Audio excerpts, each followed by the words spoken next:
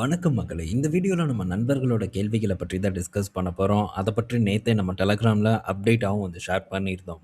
வீடியோல நம்ம கேள்விகள பார்த்து முடிச்சிடலாம். இன்னைக்கு ஈவினிங் போஸ்ட் பண்ணக்கூடிய வீடியோல மார்க்கெட் அப்டேட்ட பத்தி நம்ம பார்ப்போம். அண்ட் ஜெனரல் மார்க்கெட் அப்டேட்டையும் வந்து டிஸ்கஸ் பண்ணுவோம். ஓகே. ஸோ ரொம்ப நாள் ஆச்சு நண்பர்களோட கேள்விகள இந்த மாரி ஸ்பெசிஃபிக்கா நம்ம டிஸ்கஸ் பண்ணி, சில நண்பர்களும் கேட்டுட்டு இருந்தாங்க. கேள்விகளுக்கு பதில் சொல்லுங்க அப்டின்ட்டு. அதனால வந்து நம்ம எடுத்துட்டு வந்திருக்கோம். இதுல ஸ்டாக்ஸ் பற்றியான அப்டேட்டும் இருக்க போகுது. சில ஜெனரல் மார்க்கெட்ட பற்றியான தகவலும் பார்த்தீங்கன்னா இருக்க போகுது. ஒன்னொன்னா நம்ம பார்ப்போம். நம்ம பார்க்க போற கமெண்ட் இந்த இடத்துல நான் போஸ்ட் பண்றேன். ஒரு நண்பர் என்ன கேட்டிருக்காருன்னா, டாக்ஸ் லாஸ் ஹார்வெஸ்டிங்க பற்றி கேட்டிருக்காங்க. அத பற்றி என்னோட ஒரு ஒப்பீனியன வந்து கேட்டிருக்காங்க. ஓப்பனா சொல்லப்போனா இந்த டாக்ஸ் லாஸ், இந்த ஹார்வெஸ்டிங் இதெல்லாம் வந்து நம்ம பண்ணதே வந்து கிடையாது. இந்த இயர் எண்ட்ல கொண்டு போய் லாஸ்ட்ல இருக்கிற பங்குகள வித்து, திரும்ப அதே பங்குகள்ல முதலீடு பண்றது. இந்த மாரியான வேலைகள் நான் பண்ணதே வந்து கிடையாது. நான் ப்ராஃபிட் புக் பண்ணுவேன். ஒன்ஸ் வந்து நான் திடீர்னு சில பங்குகள்ல என்னுடைய ஒரு தோல்வி ஏற்படும். அந்த இடத்துல நான் அனாலிசிஸ் பண்ணியிருப்பேன். நான் பண்ணதுக்கு மாறா நடக்கும். நான் பண்ணது எதுவுமே வந்து நடக்காது.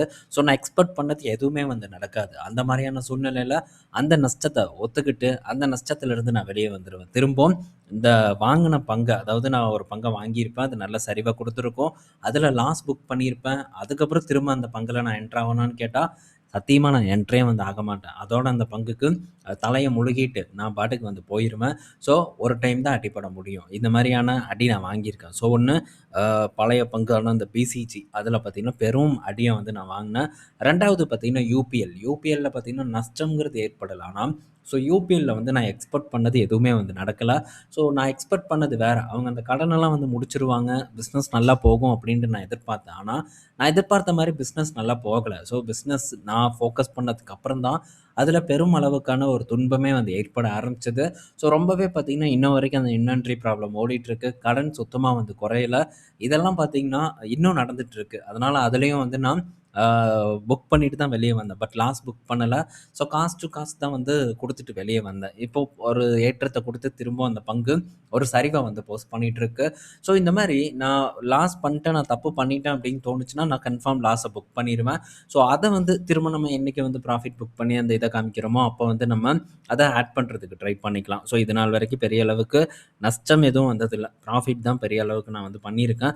ஆனா, இப்போ ரீசென்ட்டா வந்து நம்ம லாஸ்ட் இயர் எண்டு கிட்ட வந்து சில பங்குகள தேர்வு செஞ்சோம். ஏசிசி அண்ட் இந்த கோல்கேட்டு, ஜோதி லேப் போன்ற பங்குகள் எல்லாம் ரொம்ப சுமாரான பெர்ஃபார்மன்ஸ பார்த்தீங்கன்னா, டெலிவர் பண்ணிட்டு வந்துட்டுருக்கு. பெரும் சரிவ தான் வந்து அந்த நிறுவனங்கள் சந்திச்சுட்டு வந்துட்டுருக்கு. நான் வாங்குனதே ஆல்மோஸ்ட் நல்ல ஒரு டிப். அதுக்கப்புறமும் பார்த்தீங்கன்னா, அந்த எஃப்எம்சிஜி பங்குகள் கடும் செல்லிங் ப்ரெஷர்ல தான் இருந்துட்டு வந்துட்டுருக்கு. மேபி அது நான் நினைக்கிறது நான் இப்போ ஒரு 2லேருந்து 3 வருடம் எக்ஸ்பெக்ட் பண்றேன். இன்கேஸ் வந்து அந்த மாரி நடக்கல அப்டின்னா, அதில நான் லாஸ புக் பண்ணுவேன். ஜிஎன்எஃப்சி அதையும் வந்து சேர்த்துக்கலாம். அதுலயும் வந்து நடக்கல. நல்ல சரிவு தான் இருந்துட்டுருக்கு. இன்கேஸ் நடக்கலன்னா, நான் புக் பண்ணிட்டு அதோட வெளிய வந்துருவேன். அந்த டைம்ல எப்படியும் நம்ம ப்ராஃபிட் பண்ணுவோம். அதோட பார்த்தீங்கன்னா, இது டேலி ஆயிரும். அதனால நம்ம வந்து இத பர்ட்டிகுலரா பண்ணணும் அப்படின்ட்டு பண்ற பழக்கம் எனக்கு வந்து கிடையாது. ஓகே. நீங்க பண்ணணும்னா தாராளமா பண்ணலாம். என்னுடைய ஒரு ஒப்பீனியன் நான் என்ன பண்றேன் அப்படிங்கிறத ஷேர் பண்ணியிருக்கேன். அடுத்தது இன்னொரு ஒரு நண்பர் என்ன கேட்டிருக்காருன்னா, உங்களோட வியூல ஒரு 10 ஸ்டாக் ஆப்பர்ச்சுனிட்டி இருக்கிறதா கொஞ்சம் சொல்லுங்க பார்ப்போம் அப்படின்ட்டு கேட்டிருக்காரு. 10 ஸ்டாக்ன்னா நம்ம பல ஸ்டாக்ஸ் பத்தி டிஸ்கஸ் பண்ணிட்டு இருக்கோம். குறிப்பா இப்போதைக்கு ஓரளவு நல்ல ஒரு பேஸ்மெண்ட்டான ஸ்டாக் அப்படின்னு பார்த்தா, சில ஸ்டாக்ஸ நான் டிஸ்கஸ் பண்ணியிருக்கேன். HDFC பேங்க்கு, ஐடிசி, ரிலையன்ஸ் அடுத்தது HUL, டிசிஎஸ் போன்ற பங்குகள் எல்லாமே நல்ல ஒரு அருமையான ஒரு இடத்துல இருக்கு. இன்னும் பல பங்குகள் இருக்கு. எஃப்எம்சிஜிலயும் பல பங்குகள் வந்து இருக்கு. கோடக் பேங்க் இருக்கு. இந்த மாரி நெறைய பங்குகள் வந்து இருக்கு. பட் இப்போதைக்கு இந்த 5 லார்ஜ் கேப் பங்குகள் பார்த்தீங்கன்னா, என்னுடைய முதல் தேர்வா வந்து இருக்குது. அது போக சைட்ல இன்னும் பல பங்குகள் இருக்கு. இதெல்லாம் வந்து நீங்க தொடர்ந்து ட்ராக் பண்ணா தான் தெரியும். ஒரே நாள்ல வந்து எல்லா ஆப்பர்ச்சுனிட்டியும் சொல்லுங்க அப்டின்னா, ஒரே நாள்ல நம்ம அத்தனையும் வந்து டிஸ்கஸ் பண்ண முடியாது. எது ஷார்ட் டெர்மு, எது 2 வருஷம், எது வந்து ஒரு குறிப்பிட்ட பீரியடுக்கு ஓன் பண்ண போறோம். என்ன கணக்குக்கு இத சூஸ் பண்றோம் அப்டின்ட்டுலாம் ஒரே வீடியோல அத்தனையும் எக்ஸ்ப்ளைன் பண்ண முடியுமானா, டெஃபினட்டா முடியாது. தொடர்ந்து பார்த்தா உங்களுக்கு ஒரு புரிதல் வந்து ஏற்படும். இந்த மாரி பண்ணலாமோ அப்டிங்கிற ஒரு ஐடியா உங்களுக்குள்ளேயே வந்து தோணும். இதெல்லாம் நல்ல ஸ்டாக் அப்டின்ட்டு நம்ம இந்த இடத்துல எதையும் டிஸ்கஸ் பண்ண முடியாது. என்னோட வியூ படி லார்ஜ் கேப் பங்க இந்த இடத்துல நான் ஷேர் பண்ணியிருக்கேன். அடுத்தது இன்னொரு ஒரு நண்பர் என்ன கேட்டிருக்காருங்கிற கருத்த நான் போடுறேன். நண்பர் பார்த்தீங்கன்னா 2 பங்கு வாங்கியிருக்காரு. 2மே பார்த்தீங்கன்னா பேட்டரி ஸ்டாக். ஒண்ணு எக்ஸைடு, இன்னொன்னு வந்து அமரராஜா. ஸோ அவருக்கு எக்ஸைட் பார்க்கும்போது ஒரு 30% லாஸை வந்து போஸ்ட் பண்ணியிருக்கு. அதே மாதிரி அமரராஜா பார்க்கும்போது கிட்டத்தட்ட 35% வரைக்கான ஒரு லாஸை வந்து போஸ்ட் பண்ணியிருக்கு. ஸோ இந்த பங்குகள் பற்றி நம்மளை தொடர்ந்து ஃபாலோ பண்ணக்கூடிய நண்பர்களுக்கு வந்து தெரியும். ஸோ இந்த பங்குகளில் அந்த அளவுக்கு ஏறுவதற்கான ஒரு முகாந்திரம் இல்லை அப்படின்ட்டு நம்ம பலமுறை டிஸ்கஸ் பண்ணியிருக்கோம். ஆனால் இந்த பங்குகள் நான் வாங்குவேன். ஆனால் எக்ஸைட் இப்போதைக்கு நான் வாங்க மாட்டேன். பட் அமரராஜா நல்ல ஒரு சரிவை கொடுத்துட்ருக்கு. எக்ஸைட் ஸ்டில் பார்த்தீங்கன்னா ரொம்பவே வேல்யூவேஷன் செட் ஆகாம தான் வந்து இருக்கு. இன்னும் இதெல்லாம் வந்து கரெக்ட் ஆகணும். ஸோ இந்த கரெக்ஷன் எல்லாம் நமக்கு பத்தாது. ஸோ இது ஒரு எப்படியும் பீக்லேருந்து பார்த்தீங்கன்னா 50% வரைக்கான சரிவை கொடுத்துருக்கு. அதான் 50% இறங்கியிருக்கே, இதுக்கப்புறம் நம்ம வாங்கலாமான்னு கேட்டால் இன்னுமே கூட நமக்கு இந்த இடத்துல ஆப்பர்ச்சுனிட்டி ஓப்பன் ஆகலை. ஸோ இந்த ஃபீல்டு வந்து ரொம்ப காம்படிஷன் நிறைய போகுது அப்படின்னு நான் நினைக்கிறேன்.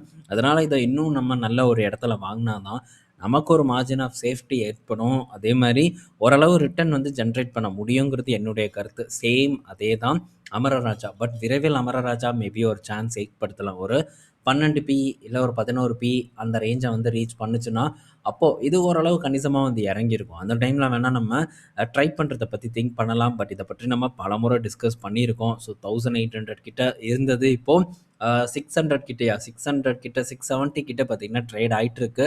ஸோ இப்போ வந்து இதை ஆவரேஜ் பண்ணலாமா? 35% இறங்கிருச்சே, இப்போ ஆவரேஜ் பண்ணலாமாங்கிற கேள்வி இருக்குது.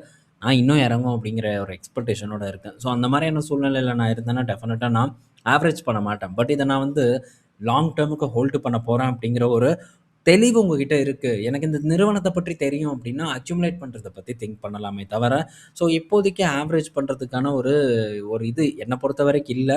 பட் கம்பெனியை புரிஞ்சு கம்பெனியோட பிஸ்னஸ் அண்டர்ஸ்டாண்ட் பண்ணி ஸோ சரியான இடத்துல வாங்குறதுக்கு நீங்கள் ட்ரை பண்ணணுங்கிறது என்னுடைய ஒரு ஒப்பீனியனாக வந்து இருக்குது. ஸோ ஜஸ்ட் லைக் நம்ம வந்து கேட்டுட்டோம் ஆவரேஜ் பண்ணோம் அப்படின்ட்டு இருந்தால் திரும்ப உங்களுக்கு ஒரு ஏமாற்றம் தான் வந்து ஏற்படும் அப்படிங்கிறது நான் க்ளீனாக வந்து சொல்லிக்கிறேன். ஆனால் விரைவில் நமக்கு அதாவது இந்த அமரராஜா இது வரைக்கும் யாரும் வாங்கியிருக்க மாட்டாங்க. ஸோ பொறுமையாக உட்காந்து வேடிக்கை பார்த்துட்டு இருப்பாங்க. அவங்களுக்கு ஒரு சான்ஸ் விரைவில் ஏற்படும் அப்படிங்கிறத நான் இந்த இடத்துல நான் சொல்லிக்கிறேன். ஸோ நெக்ஸ்ட்டு பார்த்தீங்கன்னா ஸோ இன்னொரு நண்பர் என்ன கேட்டிருக்காருன்னா, நான் வந்து கர்நாடகா பேங்க்கில் ஒரு 25% வரைக்கும் ப்ராஃபிட்டில் இருக்கேன். ஸோ இப்போ வந்து கர்நாடகா பேங்க்லேருந்து எஸ்டிஎஃப்சிக்கு தாவலாமா அப்படின்னு கேட்குறாங்க. ஸோ இப்போதைக்கு இந்த கர்நாடகா பேங்க்கில் என்ன நடந்துட்டுருக்குன்னா ஒரு ட்ரெண்ட் ரிவர்சல் ஏற்பட்டுட்டு இருக்கு. பங்கு பார்த்தீங்கன்னா ஒரு ஏற்றத்தை வந்து கொடுத்துட்ருக்கு. ஆனால் உங்களுக்கே தெரியும் நம்ம இந்த மாதிரி சின்ன பேங்க்கை வந்து கரெக்ட் ஃபோக்கஸ் கூடிய ஆள் இல்லை. அதுவும் இப்போ இருக்கக்கூடிய ரேஞ்செல்லாம் இந்த சின்ன பேங்க் பக்கம் நம்ம தலை வச்சு கூட வந்து படுக்கிறது இல்லை. ஸோ இப்போதைக்கு என்னை பொறுத்த வரைக்கும் லார்ஜ் கேப் பெட்டர். ஆனால் இப்போ இந்த பேங்க்கோட ட்ரெண்டு மாறி இருக்கு. மேபி இது ஒரு எதிர்நீச்சல் போட்டு மார்க்கெட் சரிவிலும் எதிர்நீச்சல் போட்டு மேலே ஏறினாலும் வந்து ஏறலாம். ஸோ அதனால் நீங்கள் என்ன பர்பஸ்க்காக வாங்கியிருக்கீங்களோ அதை வந்து யூஸ் பண்ணுறதுக்கு ட்ரை பண்ணுங்கள். இன்கேஸ் ஷார்ட் டேர்மாக இருந்ததுன்னா அதுக்கு தகுந்த பிளானை போடுங்க. இல்லை நான் லாங் டேர்ம் அப்படின்னா வச்சுக்கிறதுக்கு ட்ரை பண்ணுங்கள். ஏன்னா அதுக்கப்புறம் விற்றதுக்கப்புறம் ஹெச்டிஎஃப்சி கீழே இறங்கும், இந்த கர்நாடகா பேங்க் மேலே ஏறும். அதை பார்த்துட்டு ஸோ மனசு வந்து தாங்காது. தேவையில்லாமல் விற்றுட்டனே அப்படின்ட்டு வந்து தோணலாம். ஸோ என்ன பர்பஸ்க்காக நம்ம உள்ளே போயிருக்கோம் அப்படிங்கிறத தான் நம்ம செயல்படுத்த வந்து ட்ரை பண்ணணுமே தவிர ஸோ 25% 50% ப்ராஃபிட்டில் இருக்குது இதை பேஸ் பண்ணி நம்ம ஒரு ஒரு எக்ஸிட்டோ இல்லை ஒரு என்ட்ரியோ எதுவும் வந்து கொடுக்கறதுக்கு ட்ரை பண்ணக்கூடாது. ஸோ என்ன பர்பஸ் அப்படிங்கிறத ஒரு நம்ம ஃபிக்ஸ் பண்ணாமல் மார்க்கெட்டுக்குள்ளே போனோம்னா கண்ணை கட்டி காட்டில் விட்ட மாதிரி ஆகும். எந்த வழியில் போகிறது அப்படின்னு தெரியாமல் நம்ம பாட்டுக்கு சுற்றி திரிஞ்சுக்கிட்டு தான் வந்து இருக்கணுமே தவிர இதுதான் என் வழி, இதில் நான் எந்த இடையூறு வந்தாலும் தாண்டிட்டு போயிட்டே இருப்பேன் அப்படிங்கிற ஒரு தெளிவு வந்து உங்களுக்கு இருக்காது. ஸோ அதுக்காக நம்ம சொல்கிறோம். ஏன்னா விற்றதுக்கப்புறம் அது ஏறுச்சுன்னா அதுக்கப்புறம் நம்மளோட சென்டிமெண்ட் வேறு மாதிரி மாறும். திரும்ப ஹெச்டிஎஃப்சி பேங்க்கை விற்றுட்டு கர்நாடகா பேங்க்கில் போட்டு அது திரும்ப இறங்கி இந்த மாதிரி பல பஞ்சாயத்துகள் ஏற்படும்.